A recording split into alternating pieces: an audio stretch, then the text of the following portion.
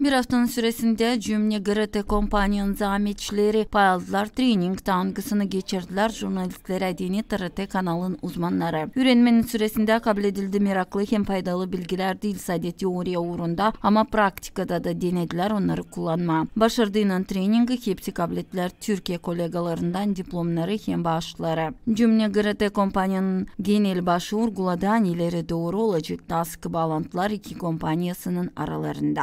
Я очень надеюсь, что этих теплых отношений, которые Ben umutlanırım hani bu sıcak bağlantılar hangileri başladılar ilerleme kompanyaların aralarında kabileşecekler de daha sık buluşacağız. Değişeceğiz bilgilerle de gideceğiz sadiyeleri. Kolegalar Türkiye'den şükür ettiler sıcak karşılamak için de umutlanırlar. Hani kabul edilmiş bilgiler yardım edecekler jurnalistlere, kameramanlara, hem montajörlere da yüksek götürme işini. 5 günlük eğitim programımızı başarıyla tamamladık. Umuyoruz ki sizlere bizim TRT'de özü sözü insan anlayışıyla yola çıktığımız yolda amacımız anlamak, anlatmak ve hakikaten insanı merkeze almak. Umuyoruz ki size dokunduk. Bu işbirliğimizin devamını diliyoruz.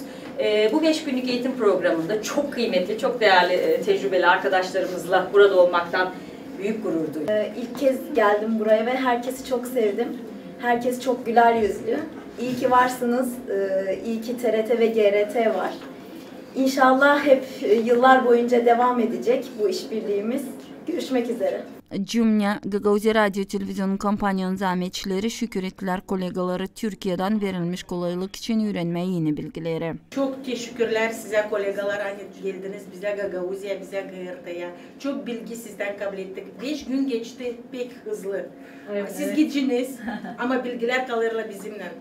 Çok teşekkür ederiz size. Hem de bizde elbette uzun bir süre böyle bir fırsat olmadı. Yüzledik böyle eğitimleri, medya eğitimleri, onlar bize faydalı gerçekten.